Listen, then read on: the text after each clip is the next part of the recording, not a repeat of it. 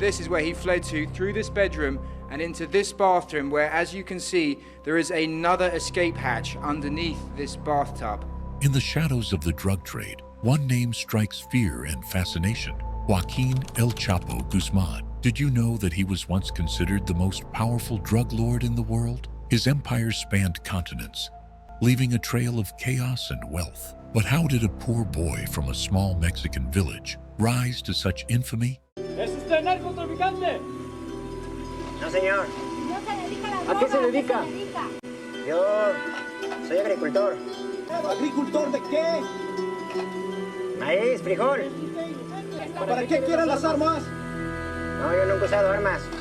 El Chapo's story is not just about crime. It's a tale of ambition, betrayal, and survival. Born into a life of poverty in Sinaloa, he learned early on that the only way out was through the drug trade. Growing up in poverty, he learned that the drug trade was his ticket to a better life. Escaping from a maximum security prison, not once, but twice. That takes guts. Each escape showed his defiance against the law. Yet power can also make you vulnerable.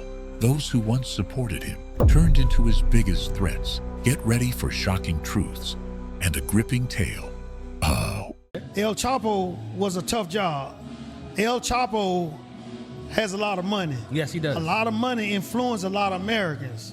That's why we in trouble with Russia right now. Okay. But that's a different story, a different day. Money travels. And El Chapo situation was a tough deal. How long did it take?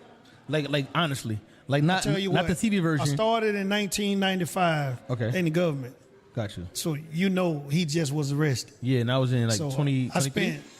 We spent 12 and a half years of my career. Wow. Incidentally, Joaquin El Chapo Guzman wasn't always the powerful drug lord we know today. He was born in a small, impoverished village in Sinaloa, Mexico, called La Tuna. Growing up, life was harsh. His family struggled with poverty, and young Joaquin had to help sell oranges to support his family. But how did a boy from such a humble background end up becoming the head of one of the world's most dangerous cartels? In the rugged mountains of Sinaloa, opportunities for a better life were few. People there often turned to farming, but not the usual kind. They grew opium and marijuana, crops that brought quick money, but also danger. As a teenager, El Chapo got involved in this trade, learning the ropes of a business that was risky yet rewarding.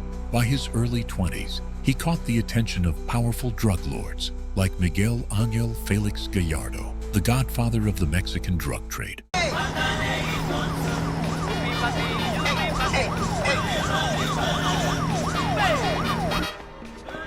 Buen día, oficial. Estamos al corriente, ¿que no? Ya subió la cuota. Viene directo de Benjamín. Está bien, pues. Ya se los paso.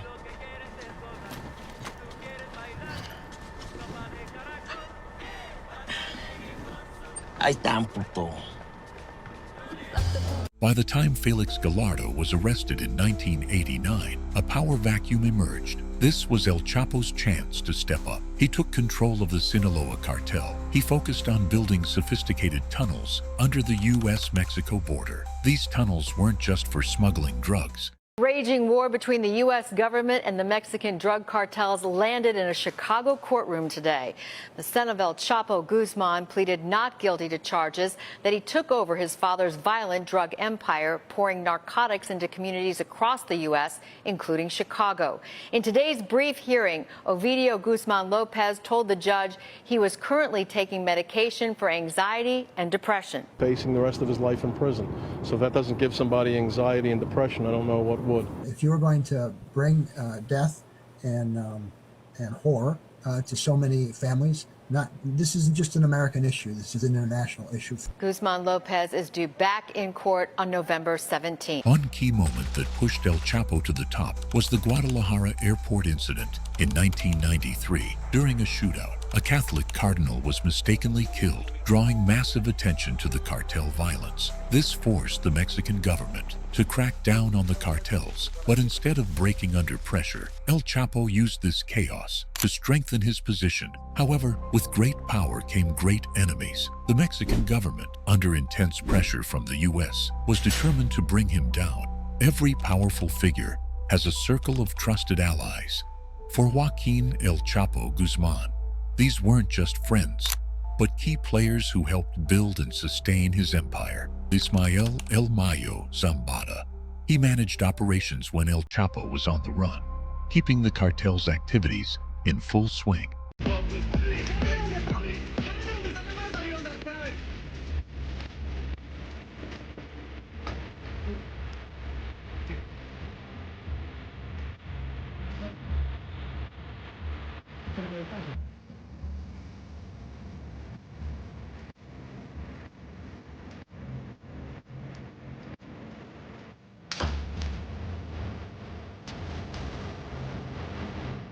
Another influential figure was Damaso Lopez Nunez, known as El Licenciado, a former prison official. He was instrumental in El Chapo's famous escape in 2001. Lastly, his sons, known as Los Chapitos, became key figures, especially after his arrest. They weren't just heirs to his legacy, but active participants. ¿Cree que es un fuerte impacto? Para nada. Para nada. ¿Por qué? Porque, pues, no,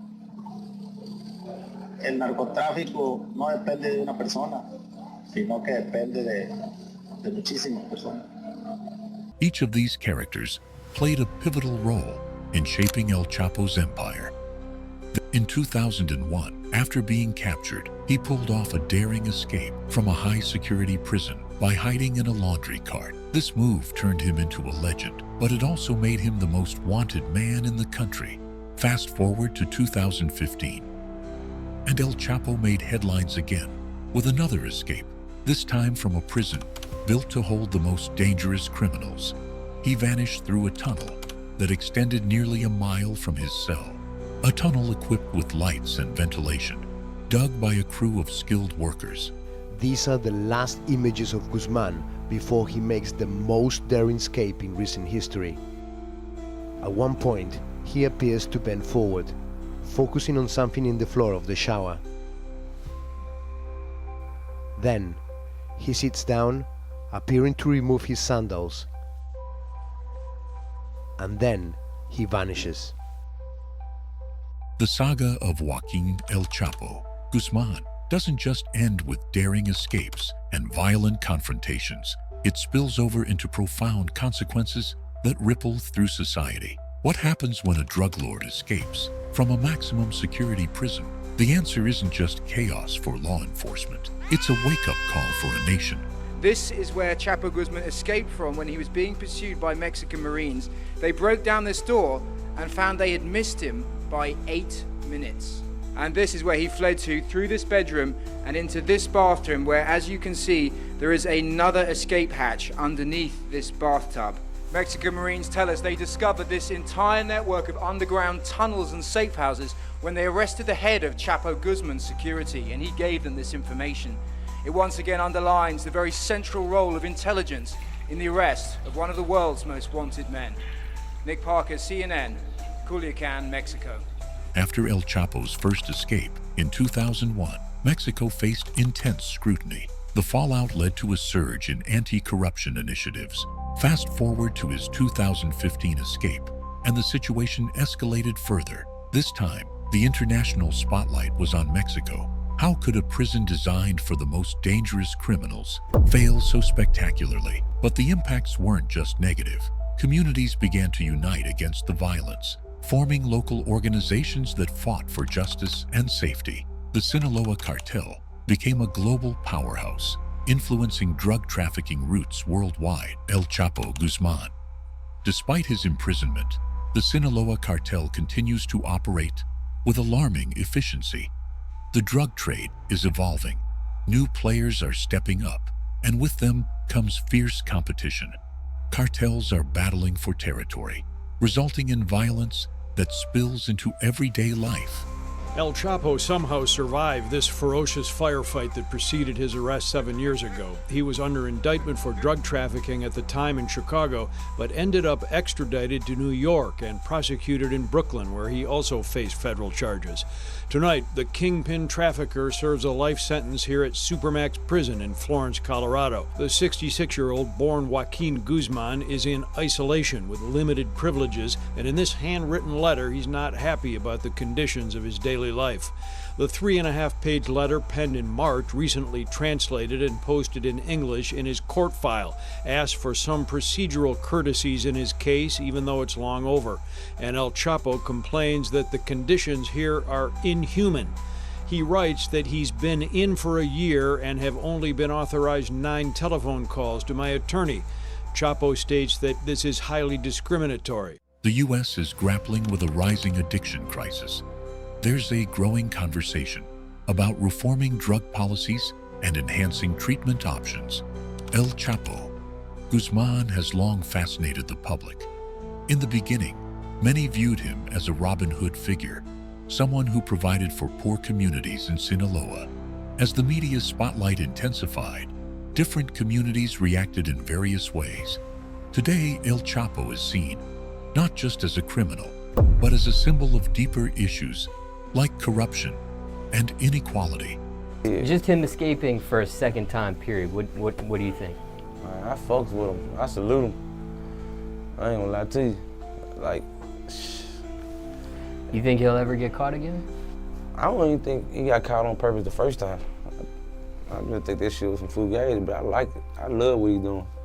I feel like, man, at the end of the day, like, everybody got their own vision with life. And like, whatever he stand for in their country, you gotta respect it.